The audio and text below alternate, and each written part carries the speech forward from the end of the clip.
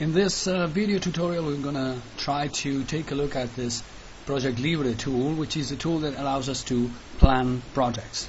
Let me also tell you what it is not. It's not intended to be used as a daytime schedule or agenda, because it's not its purpose. It's not as useful for that than it would be for what it was created for, which is handling and planning projects. So the idea is very simple, is that just like in a scale, you have two trays of the scale, and in one tray of the scale you introduce all the information you have about your project, like the tasks in here, or the duration of those tasks, even the dates of those tasks. There is lots of information you can add in here.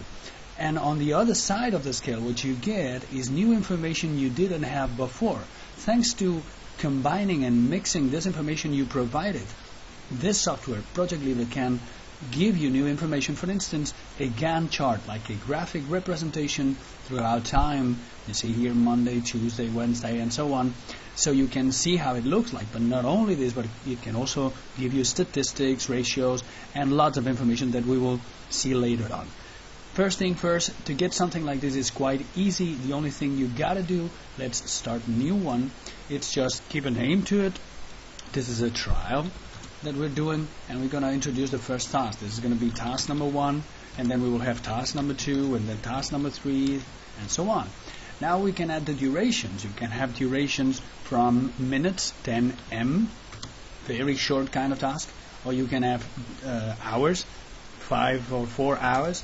Or you can have, for instance, days, like 10 days, or you can also have weeks, like 10 weeks, depending on the language your computer is working in. Maybe you have to use different initials, but in this case it's Spanish, so S for semana, and then you get it. Or even months, if you want to play it like this. This is 1 month kind of task. Okay.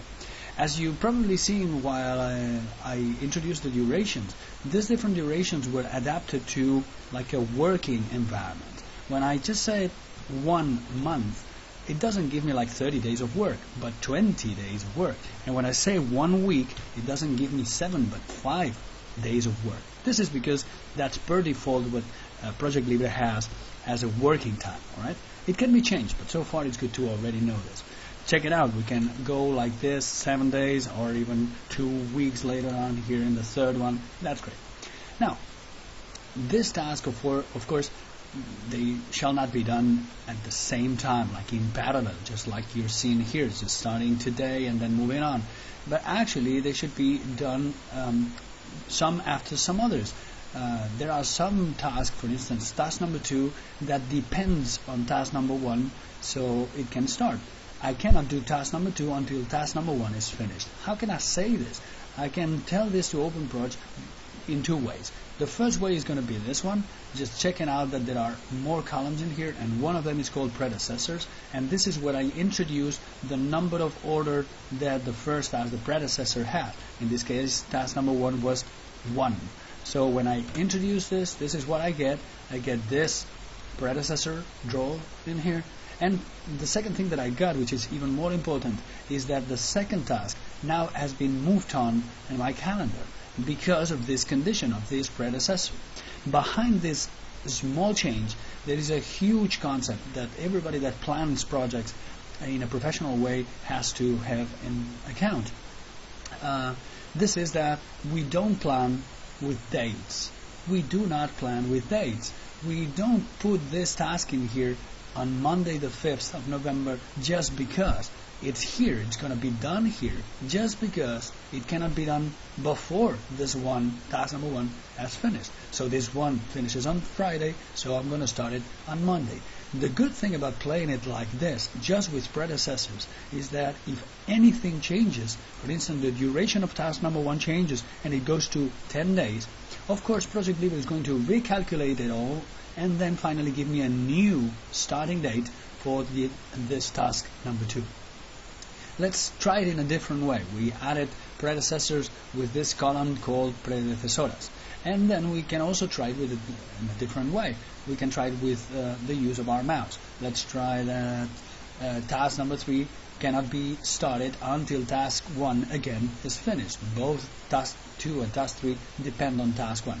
So this is how I do it. I just step on top of the first task, I click, I drag, and then I release it on top of the third task in this case. So this is what I get. It's the same thing, exactly the same. Now it's Project Libre, the one who has introduced the predecessors number. That's great, it works for us, that's fantastic. Now, this is about task and durations and the predecessors. But there's something else that we have to take into account here, which is the resources. I need resources. And so to use these resources and to be able to take them into account in our plan, we have to do two things in this particular order. First, we have to tell Project Libre which are the resources that we have, the ones that we may use. I'm not sure I'm going to use them yet, but I know that I have them available now. This is the first step. And the second step is going to be precisely the other thing, which is assigning them to tasks. Let's go with the first one. Let's go up to the menus so we can get a little bit of idea of what we have here. They're trying to summarize the different options that we have here in each and every one of those menus, if you want to call them like that. In this case, we're interested, of course, in the one called recurso, resources. This is where we have to go. We go to the option called precisely recursos, resources. Here is where we enter the name of the resources we have available. So in this case, for instance, it's myself, I'm here, and then I have another person here, which is Noemi, and another person, which is Alberto. This is the pool of resources that I have. There is lots of information that I can use here. As you may see, there are several columns. The ones I'm very interested in are the ones coming up here. The first one called maximum units. This percentage is the percentage upon one of the working days of that person, in this case myself, Mark, that dedicates to this project. So if my dedication is full-time dedication to this project, 100%. From the 8 hours that I have to work every day, the 8 hours are going to be dedicated to this project. But it could be different. Some people could be like just coming part-time, or some of them could even come like even less than this, maybe just a few hours. That could happen. Why not, right? So I can change this, of course. And right next to it we have the costs. We have two important columns regarding cost. The first one especially, it's called Task Standard or Standard Rate. This is where we say how much does it cost an hour of work of this person. So in this case, I think I'm going to go for 1,000 euros per hour, and then I have this other person in here, this other resource, which is much better professional than myself, and the other one as well. So here we go. These are the costs. If I wanted to, I could also add the overwork, the extra hours cost, in this case in here. I could add it. I'm not going to do that now. It's not necessary, but I could. So in any case, what we have is this. We have the resources and some of the information related to that. This was the first step. Now we go to the second step. And the second step, as I was saying before, is to assign the resources to the different tasks. So to go back to task, I go here to the menus, I go to Tarea, so I can reach Gantt Chart again and come back to this view in here, which is beautiful. Very easy to work with. And I have task number 1. Who's going to be in charge of task number 1? Well, actually, Noemi is going to be in charge of it. So I'm just entering her name. Here we go. And then for the second task, who's going to be in charge? I'm going to be in charge. And who's in charge for the third one? Well, I'm going to be in charge, but not on my own. I need also Alberto to help me doing it. So here we go. I just add both of them. As you saw, the duration of the task has been reduced because Project Libre calculates the amount of hours that we need to do this task, and of course if one person does it, it's different than if it's done by 2 people. So we have the assignment done. Now that we've done the assignment, take a look, just a quick look back at what we did. We introduced the tasks, their duration, their predecessors, and finally the resources. Now that we have all these, now comes the interesting moment in terms of using this kind of software. We don't use this kind of software to do what we just did. It's just the other way around. We do what we just did. We introduce information so we now can be able to get new information that Project Libre is going to provide us. Which kind of information? Well, the first information I get, of course, is this. This is a Gantt chart. It's a simple project, but you start seeing how it's developing and how it's being deployed on top of this calendar, starting today and just for 3 or 4 weeks going on. This is one of the things. But I get much more if I just get and dive into the menus. For instance, I could go to Archivo, the first one on the left, and use this información or information. In here what I get is the start date of my project and calculated, I cannot change this one, the delivery date of this project. This means that I could change this and of course plan today for 2019. I could go like this, and I could go that this is a project for the 17th of October of 2019. And now, of course, if I close this, you can see it clearly.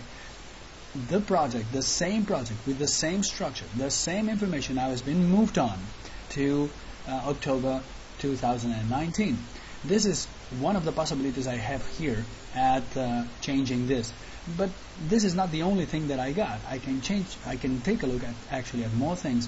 If I take a look at these statistics that I have here on top, I take a look at these statistics and watch out. It's very useful to get in just one piece of window the same information that I would need just in my head, running around in my head, such as the start and end dates, but also the duration of the whole project, the amount of hours of work involved, of all the resources, and of course the cost of this whole project. So I have everything here just to take a look at and to control it, to monitor it, so I'm sure that everything goes on track. This is one of the sources of information. Remember, it's Archivo and Información. But there are many other ways to get new information. One of the beautiful ways to get information is from a report, and this we can get it from the Vista or View menu. If you go there, you will find this Informe or report that you get initially something very similar to the statistics that we were just looking at. You see, the same kind of fields here, the same information. But I can change something. I can change, for instance, the type of report that I get right in here. So I change this project details report. This is the name of it. I'm going to change it to task information. Initially what I get is just a list of the tasks, not much interesting. I already had that. But in here it appeared this column, so I can choose which is the information that Project Libre is going to show me in this report. So I just click here, I go on top and select cost to take a look at my budget. Just right away, task 1, this is the price, task 2, task 3, and finally, of course, at the bottom I get the total amount, the total cost of my project. So in 2 clicks I can get a budget of my project, of my plan. And this is because I introduced the information before I just went to get it now. So with a little bit of effort, now I can get lots of results. This is not the only thing that I can take a look at. Watch out. I'm going to use now the resources menu, and I'm going to go to the use of resources. Let me try to explain first of all what this view is all about. Here on the left side you see that there are 2 sides, one the yellow one and then the grayish white area, right? Let's go with the yellow one. On the yellow one what we have is the name of the resources that we already have. Right next to them I have the total amount of hours that I dedicate to my project. And where do these 96 hours of work come from? Well, from the addition of 56 and 40 hours, 56 of task 2 and 40 of task 3. So what we have is some sort of breakdown of the amount of work that this person has. And same thing goes for the other resources, of course. But that's not the only interesting thing that I get in here. The interesting thing that I get in here is that on the right side I get a calendar, and of course I get the amount of hours just deployed on top of this calendar.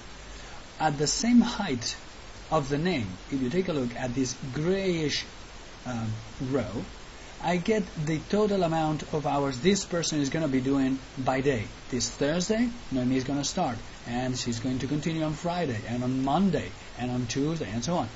This is just the summary of the day. But what if we wanted to know where do these 8 hours come from? Well, I just have it in the white part. In this white part just below it, I have this 8 hours come from here.